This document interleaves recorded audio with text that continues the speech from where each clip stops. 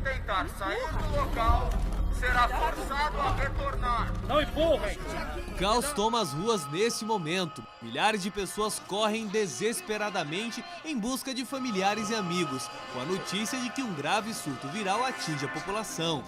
Os hospitais não param de receber pacientes e parecem não dar mais conta da doença. É um cenário de total desolação.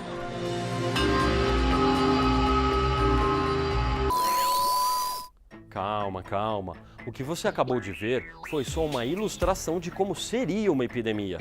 Grandes surtos de doença sempre foram um dos maiores medos da humanidade. No cinema, por exemplo, eles são tema recorrente, ameaçando extinguir a humanidade em poucos dias. Mas será que na vida real, uma tragédia como essa seria possível?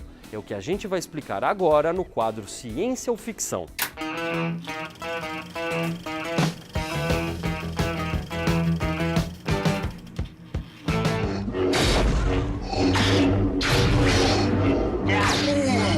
Um conflito interessante é fundamental para se fazer um bom filme.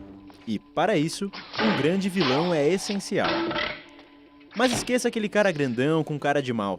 Hoje, alguns dos maiores vilões do cinema são, na verdade, muito pequenos. Os micro-organismos.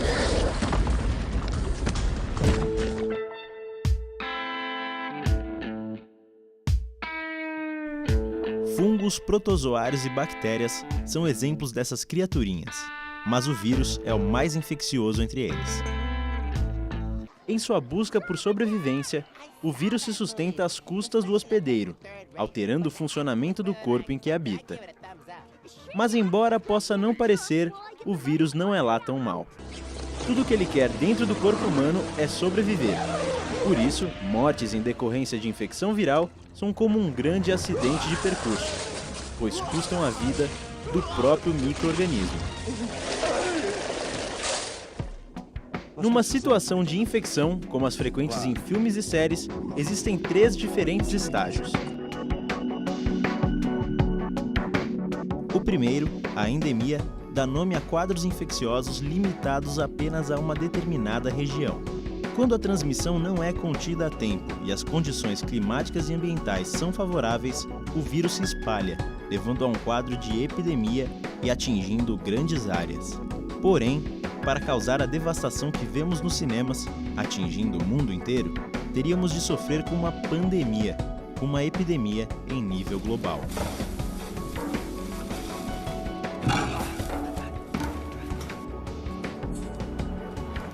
Mas então, como se define o poder de alcance de um vírus? Quem responde é o professor Dr. Giancarlo, da Universidade Presbiteriana Mackenzie. Depende muito da capacidade desse micro-organismo de entrar, que está relacionado com a efetividade, entrar no seu hospedeiro.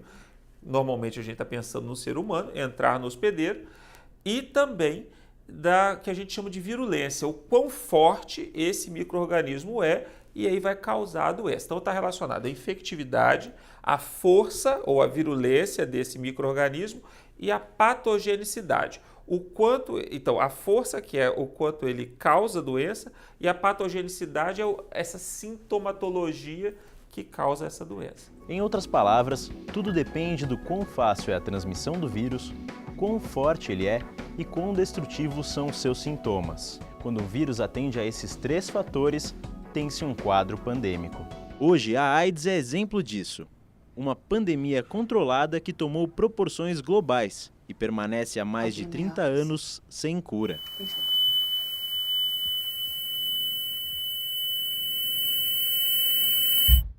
No entanto, diferente das pandemias dos filmes, a AIDS pode levar até 15 anos para se manifestar no corpo do infectado.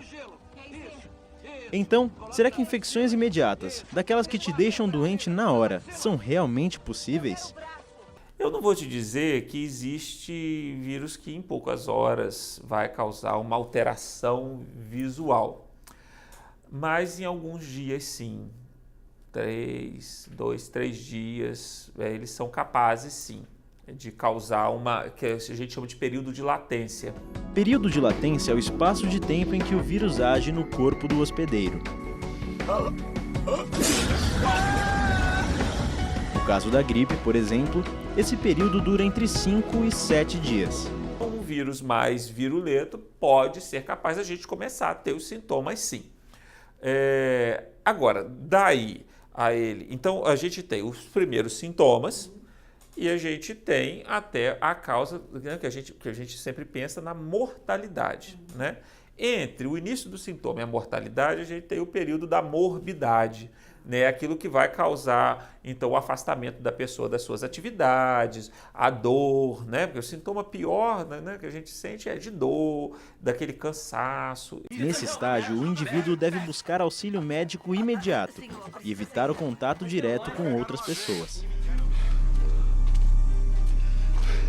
Doc, what the hell are you? Existem dois principais tipos de transmissão viral. A primeira, por contato direto, é muito mais fácil de ser regulada. A segunda, pelo ar, nem tanto. O estilo de vida moderno, muitas vezes corrido e inconsequente, acaba trabalhando a favor da disseminação da doença. Mas com vírus tão fortes como os que vemos no cinema, será que daria tempo para eles serem transmitidos antes da morte de seus hospedeiros?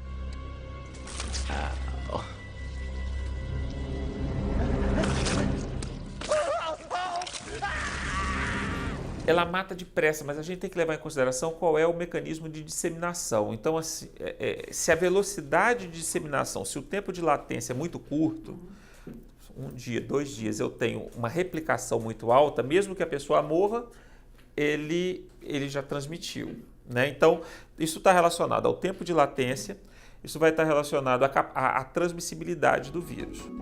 O ebola, por exemplo, é um vírus que mata rapidamente, mas de fácil transmissão, acaba encontrando um novo hospedeiro com facilidade.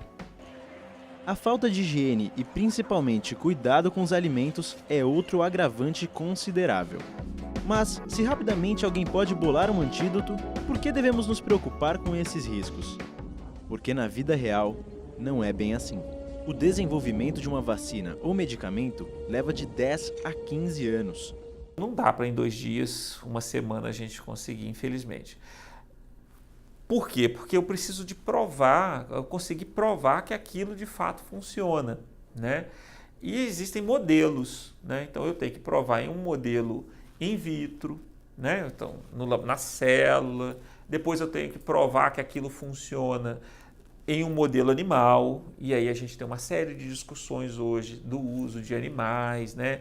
Então, a gente trabalha com o menor número de animal possível, mas além de provar que funciona, eu tenho que provar que aquilo é seguro. Então, a vacina também, não é só o medicamento que eu tenho que provar que ele não é tóxico, eu tenho que mostrar que a vacina também é segura.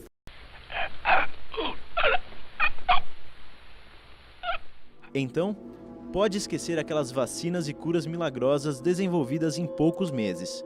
Isso definitivamente é ficção. Reais mesmo são as opções de prevenção no caso de um quadro epidêmico, o combate e tratamento da doença. Para a erradicação do foco viral, é fundamental a localização do marco zero da infecção.